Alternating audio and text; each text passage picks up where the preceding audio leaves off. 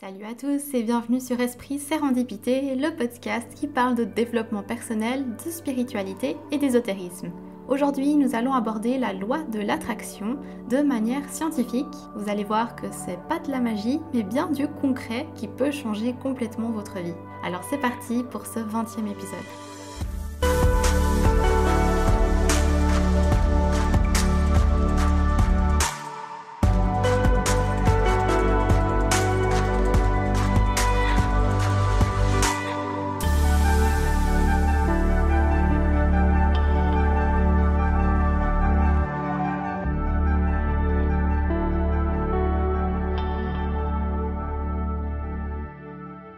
Bienvenue dans ce 20e épisode, j'espère que vous allez bien.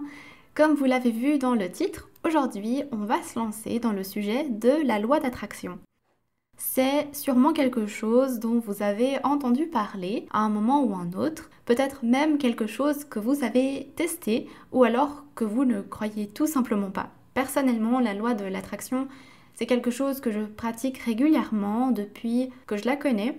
C'est-à-dire depuis de nombreuses années. Si vous n'avez pas écouté l'épisode 8 qui s'intitulait « Religion et spiritualité », j'y expliquais comment j'étais rentrée peu à peu dans le développement personnel et la spiritualité. Et justement, je disais que la loi d'attraction a été le pont qui m'a reliée à tout le reste. Donc ce que je vous propose pour cet épisode, c'est déjà de vous partager une ou deux expériences personnelles liées à la loi d'attraction. Et ensuite, on partira ensemble sur comment ça marche, etc. Comme c'est un sujet très complexe, je vais le faire en 2 voire 3 parties, je ne sais pas encore exactement, mais c'est en tout cas nécessaire pour pouvoir vraiment tout vous expliquer et être au plus complet possible. Donc avant de partir sur mes expériences personnelles, je vous propose déjà qu'on parte sur qu'est-ce que c'est en fait la loi de l'attraction. En très court, la loi d'attraction fonctionne comme ça. Quand vous pensez positif, vous attirez du positif. Quand vous pensez négatif, vous attirez du négatif. Alors, ne partez pas en courant, en secouant la tête et en disant « Non, ça marche pas chez moi, c'est de l'arnaque ». Attendez, parce que ce n'est que la version très courte de tout ce concept et vous risquez de passer à côté du déclic qu'il vous faut pour changer votre vision des choses. Donc, restez bien à l'écoute, je vais tout vous expliquer. Vous avez déjà tous eu une journée où tout semble vous sourire. Une de ces journées où vous vous réveillez de bonne humeur avec un chouette programme prévu pour la journée. Vous trouvez ce pull que vous vouliez depuis si longtemps en promotion. Vous n'avez pas besoin de payer votre parking parce que la personne d'avant vous donne son ticket qui n'est pas encore terminé. Bizarrement, tous les gens que vous croisez vous sourient, comme si vous irradiez de la lumière. Vous recevez un appel du travail qui vous dit que vous avez assuré avec le dernier client et on vous offre donc un bonus. Bref, vous voyez ce genre de journée quand vous vous dites « Ah, c'est ma journée !» Ces événements heureux et très chouettes, on dirait parfois qu'ils arrivent de façon un peu aléatoire. Une fois c'est positif, une fois non. Mais depuis le temps, j'ai compris que ces événements sont juste une réponse à la loi de l'attraction justement. Et malheureusement, c'est quelque chose qui est souvent mal compris et les gens ne veulent pas y croire. Et du coup, ils se privent de tous les effets positifs que cette loi peut avoir sur eux. C'est pour ça que je vous encourage à rester vraiment jusqu'au bout et ensuite, vous pourrez décider de ce que vous en faites. La loi de l'attraction, comme je disais, est parfois mal comprise parce qu'il y a l'expression « manifester ses désirs » qui y est attachée. Beaucoup d'auteurs ont écrit des livres à ce sujet et parfois l'abordent de manière un peu trop magique et trop spirituelle. Alors que la notion de manifester, ça veut surtout dire provoquer les événements. Avant de passer à la partie plus scientifique, je vous propose du coup de vous parler de quelques-unes de mes expériences avec la loi de l'attraction. La première chose que je fais constamment est la place de parking. Vous savez, quand vous arrivez à l'endroit où vous devez vous rendre et qu'il n'y a jamais de place de parc, soit elles sont toutes prises, soit il n'y en a pas assez, et vous vous retrouvez à vous parquer soit dans un lieu interdit, en espérant ne pas avoir d'amende, ou sur une place à 15 minutes du lieu où vous devez vous rendre, et en plus vous êtes en retard. Bref, c'est vraiment insupportable. Et moi, ça m'arrive plus. Parce que avant de partir de chez moi, je visualise tout le temps une place de parc au plus proche de l'endroit où je vais. Et ça marche tout le temps, je vous assure. Une fois, avec une amie, on allait à un salon, une foire si vous préférez, de produits régionaux de chez nous en Suisse. Et on était parti de chez nous un peu tard, c'est-à-dire que la soirée avait débuté il y a quelques heures et que nous, on arrivait en plein milieu. Alors vous imaginez bien, un événement pareil attire des milliers de gens, non seulement les exposants, mais après tous les gens qui viennent visiter la foire. Donc c'est très rare d'arriver et de trouver une place de libre. Souvent il faut se parquer très loin dans la ville et prendre les navettes, donc les bus, pour arriver à l'événement. Et avec mon ami, on a justement pris cette habitude de demander, avant de partir, à avoir une place juste devant ou vraiment très proche de l'entrée de là où on va. Et comme à notre habitude, on se dit, avant de partir, avant de prendre la route, on veut une place de parking juste en face de l'entrée de ce bâtiment. Et nous, on sait où est cet événement, on est déjà allé pour d'autres événements. Et il y a un parking juste en face qui peut accueillir, je dirais, environ 70 voitures. Donc il y a vraiment peu de chances qu'on en ait une, surtout si on arrive en plein milieu de la soirée. Mais bon, on demande donc à avoir une place et on dit merci univers, parce que voilà, on a envie de remercier quelqu'un. On prend la route et on arrive comme convenu devant la foire, on rentre dans le parking et on fait le tour. Et là, aucune place de libre. Donc bon, on refait 2 fois, 3 fois le tour, toujours pas. Alors on se dit, on va contrôler quand même les places en latéral le long du bâtiment, on sait jamais. Peut-être qu'il y en a une. Et tadam, il y en avait une, juste, je dirais, à 30 mètres de l'entrée. Donc exactement, en fait, c'était même presque plus proche que le parking en face de l'événement. Donc c'était pas là où on pensait, mais c'était l'une des places les plus proches que l'on pouvait trouver, vraiment. Et comme je vous dis, ça marche à chaque fois. Alors oui, parfois, il faut faire 1 ou 2 tours de parking, mais disons que j'attends jamais 10 ou 15 minutes pour avoir une place. Même si c'est bondé, j'attends généralement, allez, grand max 3 minutes avant d'en trouver une. Même s'ils sont des tout petits parkings de quelques places, c'est comme si en fait j'arrivais au bon moment. Toujours au moment où quelqu'un part. Vous voyez ce que je veux dire? Donc ça, c'est typiquement quelque chose que j'ai mis en place dans ma vie et que je fais tout le temps. Une autre petite chose, c'est par rapport à l'argent. J'ai tendance à en trouver souvent par terre des petites pièces. Et ce jour-là, j'étais allée au magasin faire mes courses et je vais payer mon ticket de parking. Et ça faisait quelques jours que je voulais un peu jouer, entre guillemets, à trouver de l'argent un peu partout. Et je me répétais et me visualisais en train de trouver de l'argent partout autour de moi. Et ce jour-là, du coup, j'allais faire mes courses et je suis allée payer mon ticket de parking.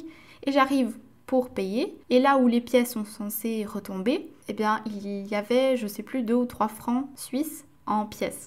Comme ça. Donc, cool, ça fait toujours plaisir. Donc ouais, c'était une petite chose, mais je veux dire, vous êtes toujours content, vous dites « Ah bah, j'ai pensé à ça et puis ça arrive. » Et ben voilà.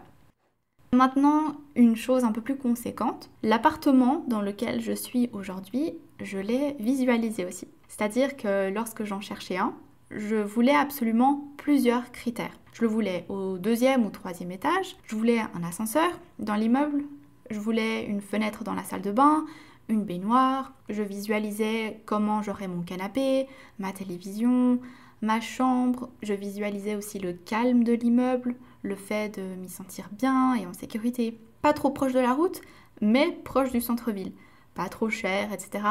Bref, vous voyez tous ces critères qui semblent parfois un petit peu too much, un peu trop quoi, et où la plupart des gens vont te dire tu trouveras jamais un appartement avec tous tes critères. Et moi je les voulais, voilà. Donc j'ai fait, je pense, 5 visites d'appartements, dont l'un était tout neuf, une belle vue et tout, mais il n'y avait pas la baignoire, ni la fenêtre dans la salle de bain que je voulais en fait. Et il était un tout petit peu loin du centre-ville. Pourtant, il aurait été parfait quand même. Mais j'ai été un peu pinailleuse et je me suis dit non, je vais pas le prendre, je sais qu'il va y avoir mieux. Et celui dans lequel je suis maintenant, ça a été le 5e appartement que j'ai visité et directement je me suis dit ça c'est mon appartement. Il avait tous les critères que je voulais et que j'avais demandé et visualisé. prix super abordable, très proche du centre-ville mais éloigné de la route, donc on entend les oiseaux. Enfin, c'est vraiment parfait.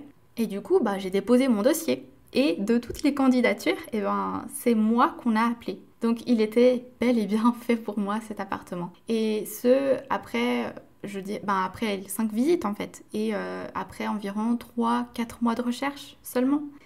Alors oui, peut-être les plus sceptiques vont dire c'est le hasard. Mais pourquoi ne pas se dire que c'est tous nos efforts, que c'est notre vision de la vie qui a fait qu'on a simplement été au bon endroit au bon moment? Pourquoi toujours mettre les bonnes choses qui nous arrivent sur le compte du hasard? Pourquoi ne jamais se féliciter de ce que l'on a pu faire pour que ces choses arrivent? Pourquoi ne pas nous féliciter d'avoir eu une vision positive des choses et d'avoir gardé le moral? Donc voilà.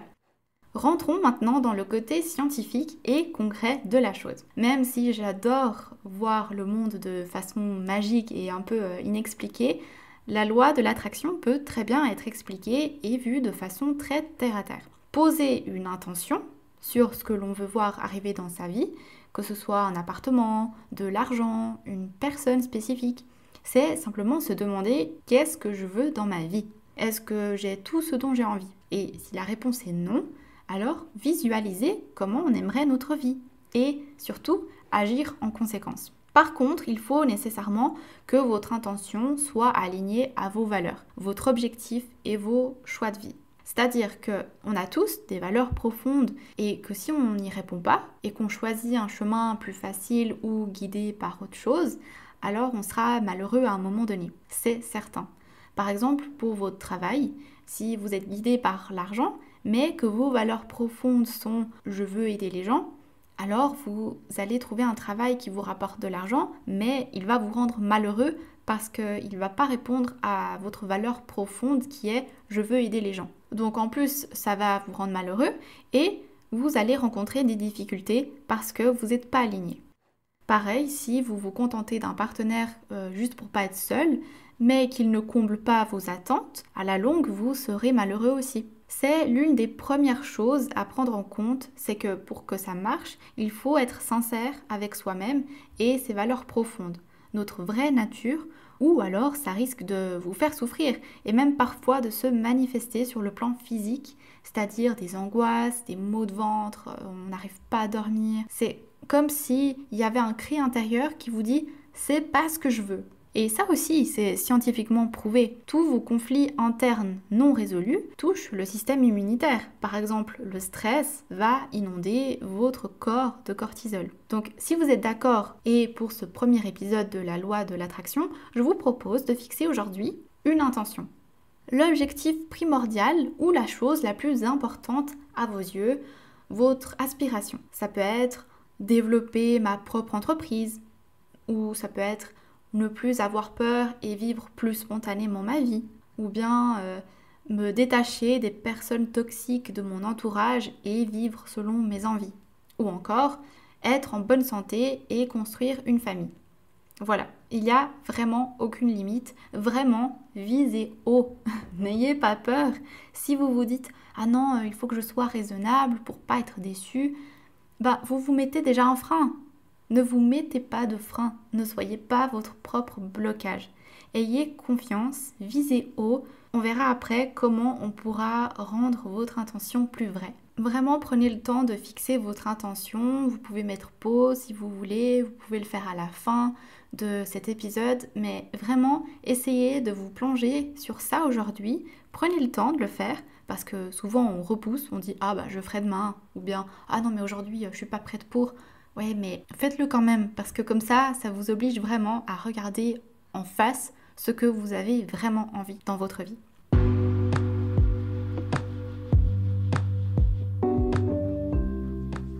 On va maintenant aborder les 6 principes de la loi de l'attraction de manière scientifique à chaque fois. Je vais dans cet épisode vous en mentionner 2 et les 4 prochains, on en parlera dans le prochain épisode pour pas que ce soit trop long. Le premier principe est celui de l'abondance. Tous les articles, livres, films que vous verrez sur la loi de l'attraction vous parleront de ce principe. L'abondance, c'est cette idée que l'univers, le monde autour de nous, est abondant. abondant en opportunités, abondant en argent, abondant en bonheur, abondant en amour. Dans la vie, on se bat constamment entre l'abondance et le manque. Quand on a une vision de manque, la première émotion qui vient, c'est la peur. Pourquoi la peur?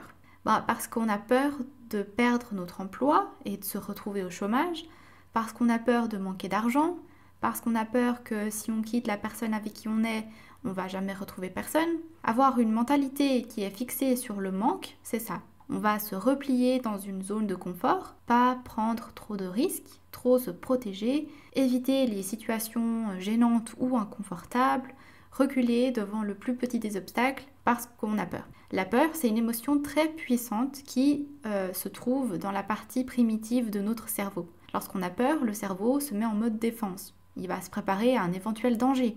Il va se préparer à nous faire courir. Il nous rappelle nos mauvaises expériences, nos échecs passés, tout ça finalement pour notre bien, parce qu'il ne veut pas que nous souffrions à nouveau, donc il va nous faire ressentir la peur. Et c'est bien et bien prouvé, notre cerveau réagit bien mieux à la peur qu'à les récompenses. C'est-à-dire que même l'espoir de gagner plus que ce que l'on perd n'est pas assez fort pour contrer la peur, tellement elle est primitive.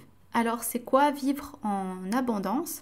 Eh bien, vivre dans l'abondance, c'est en fait se dire que tout peut être amélioré. C'est-à-dire que nos moindres problèmes, nos échecs, les apprentissages et tout ça sont faits pour nous faire évoluer. Donc, en gros, tous ces petits problèmes, on va dire, ça fait partie de l'aventure. Alors, dans le cerveau, qu'est-ce qu'il se passe quand on est dans cette mentalité d'abondance? Alors, on a fait des études et donc les psychologues, ils ont remarqué, surtout chez les enfants, que pour améliorer la discipline, pour encourager la persévérance et les habitudes positives, il valait mieux récompenser les bons comportements plutôt que de punir les mauvais. Parce que vous voyez, c'est là le problème, c'est que si on punit tout le temps les mauvais comportements et qu'à côté on donne quand même des récompenses pour les bons comportements, vu que la peur est tellement primitive et est tellement plus forte que la gratification, on va dire, l'enfant et tout le monde en fait va plutôt se fixer sur la peur et on va plutôt que de prendre des risques pour avoir ce que l'on veut, on va plutôt se tenir à carreau, se tenir en retrait pour ne pas être puni. En gros, on va s'en ficher d'avoir la récompense tant qu'on n'est pas puni. Vous voyez ce que je veux dire? Donc le conseil pour commencer à cultiver cette vision de la vie abondante, eh bien déjà il faudrait revoir notre conception de l'échec. Selon si on est dans cette mentalité de manque, l'échec va nous paraître vraiment comme une fatalité, comme quelque chose qui va du coup nous empêcher de poursuivre nos rêves, nous empêcher d'avoir une promotion, nous empêcher d'avoir une relation épanouie. Et le but, c'est quand on voit la vie avec de l'abondance, eh bien, on voit que les échecs, comme je l'ai dit avant, c'est juste comme des tremplins. C'est vraiment l'aventure. C'est tout ce qui peut nous faire nous améliorer, nous faire évoluer. Évidemment, ça, c'est aussi un effort conscient à faire. Ça ne se fait pas en 2 secondes. Il faut toujours prendre cette habitude de voir les échecs autrement que des fatalités. Le deuxième principe est celui de la manifestation. Est-ce que ça vous est déjà arrivé de voir des heureux hasards, des synchronicités dans votre vie? Vous savez, quand vous pensez très fort à quelqu'un et que cette personne vous appelle ou vous écrit, ou bien lorsque vous imaginez à quel point vous aimeriez partir en voyage dans cette belle ville et que vous commencez à en entendre parler de plus en plus, ou que vous voulez acheter un modèle précis de voiture et que vous finissez par en croiser tous les jours. Donc tout ça, c'est une sorte de canalisation de l'énergie. Une fois que vous avez posé votre intention, vous allez vous mettre à penser, à rêver à l'objectif final que vous souhaitez atteindre. Ça fait partie du désir. Quand le désir et l'intention sont alignés, on va du coup commencer à manifester la vie qu'on souhaite. Plus on va avoir une image claire et précise de ce que l'on veut, plus on va devenir positif autour, plus on va avoir l'impression qu'elle est toute proche. Le fait d'avoir cette cible en vue et de la déterminer clairement dans notre esprit, ça va déclencher 2 processus dans notre cerveau. Ces 2 processus sont l'attention sélective et les marqueurs de valeur. Nos yeux et nos oreilles sont constamment bombardés de milliers de bribes d'informations durant la journée. En fait, notre odorat, notre goût et notre toucher aussi, en fait, nos sens sont bombardés de milliers d'informations. Et du coup, pour nous permettre de nous concentrer sur ce qui est vraiment important, notre cerveau va devoir utiliser un système de filtrage. C'est normal parce que sinon on n'arriverait jamais à se concentrer. Ce processus s'appelle l'attention sélective. Du coup, le thalamus, qui fait partie du système limbique de notre cerveau, est responsable de ce filtrage. C'est lui qui va vraiment servir de gare, on va dire, et qui, à chaque fois qu'il reçoit une information, il va la distribuer à la partie du cerveau concernée. Et du coup, c'est important d'être conscient de ce processus qui se passe dans notre cerveau parce que du coup, on peut se rendre compte de toute la quantité d'informations qui peut nous passer comme ça au travers parce que notre cerveau a décidé de ne pas y prêter attention. Prenons un exemple concret. Imaginons que vous voulez absolument éviter certaines caractéristiques chez vos potentiels partenaires, par exemple. Et bien là, vous allez justement avoir en tête que ces mauvaises caractéristiques, on va dire, et donc du coup, votre cerveau va filtrer tout ce qui ne correspond pas à ces caractéristiques pour justement les rendre un peu plus, les mettre en arrière-plan. Et donc, vous allez remarquer que ces mauvaises caractéristiques, ce qui est bien entre guillemets parce que du coup, ça peut vous permettre de les éviter. Mais si vous êtes dans l'optique de trouver quelqu'un qui corresponde à vos attentes, du coup, ce n'est pas comme ça qu'il faut prendre la chose. Parce que votre cerveau va vraiment se focaliser sur ce que vous avez envie qu'il se focalise. Mais du coup, c'est une bonne chose quand vous avez en tête plutôt votre désir, votre rêve, et que vous laissez votre cerveau s'imprégner de toutes ces bonnes choses. Il va pouvoir filtrer ce qui ne correspond pas à l'expérience que vous souhaitez vivre et vous proposer toutes les autres qui vous amèneront à un moment ou à un autre à vivre votre rêve. Les marqueurs de valeur font également partie de l'attention sélective et ça va en fait désigner simplement l'importance et la valeur que vous attribuez à chaque information. Je peux vous prendre un exemple très simple. Imaginez que votre toute première voiture ait été une Mini Cooper rouge. Vous avez attaché du coup à cette voiture un sentiment plutôt positif. Et le jour où vous allez rencontrer quelqu'un qui gare sa Mini Cooper rouge, ça va vous faire remonter un sentiment positif. Et donc, c'est bien probable que vous abordiez cette personne en lui disant « Ah, moi aussi, j'ai eu une voiture comme la vôtre, etc. » Vous portez une attention et une valeur particulière à cette Mini Cooper rouge, alors que quelqu'un qui n'a pas eu cette voiture, ne va peut-être pas du tout la remarquer et donc n'abordera pas cette personne. À cause de ce mécanisme justement où on attribue une valeur aux choses, c'est très facile d'assigner une valeur disproportionnée aux choses auxquelles on tient ou une valeur négative aux choses que nous craignons. Par exemple, quelqu'un qui aura toujours vécu de mauvaises relations de couple, cette personne aura du coup tendance à voir des potentiels partenaires comme une sorte de menace parce qu'elle aura peur en fait de revivre une mauvaise relation. Donc elle aura mis une valeur à la notion de couple et au potentiel partenaire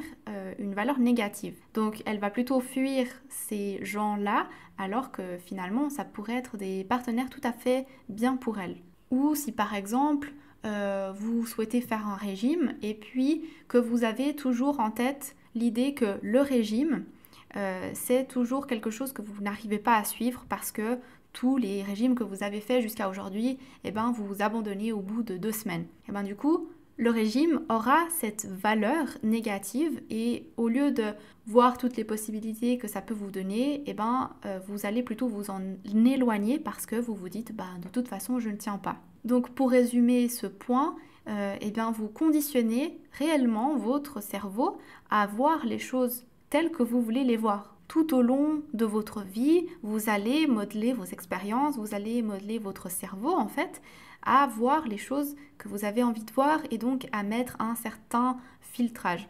C'est pour ça que certaines personnes vont peut-être voir plus rapidement et plus souvent les opportunités et peut-être pas vous parce que vous vous dites moi ça m'arrive pas et tout. Bah oui, ça t'arrive pas et regarde, je vais te montrer que ça ne t'arrive pas. Voilà. Ça c'est vraiment des concepts importants à prendre en compte pour comprendre la loi d'attraction et on peut voir à quel point c'est très terre à terre.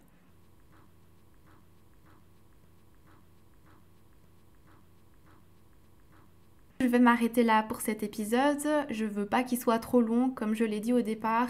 J'ai vraiment envie que les informations aillent petit à petit, pas que ce soit trop long à écouter et que vous puissiez vraiment mettre en pratique les conseils que je peux donner. Par exemple, du coup, commencez vraiment à poser votre intention. Essayez de la voir d'ici le prochain épisode parce que comme ça, on peut vraiment repartir tous ensemble sur les prochains conseils. La partie 2 sortira dans 2 semaines. Je ne vais pas la faire sortir la semaine prochaine car j'ai la dernière partie sur les chakras qui va sortir. Donc du coup, si vous avez apprécié la partie 1 et 2 sur les chakras, la troisième et dernière partie va sortir la semaine prochaine. Donc je vous inviterai à l'écouter. N'oubliez pas que vous pouvez retrouver Esprit Sérendipité sur Instagram, mais aussi sur toutes les plateformes de podcast, Spotify, Apple Podcast, Google Podcast, mais aussi sur YouTube. N'hésitez pas à liker et à partager cet épisode s'il vous a plu, ça fait toujours plaisir et ça aide beaucoup ce podcast. Et sinon, on se retrouve la semaine prochaine. D'ici là, prenez soin de vous et à bientôt.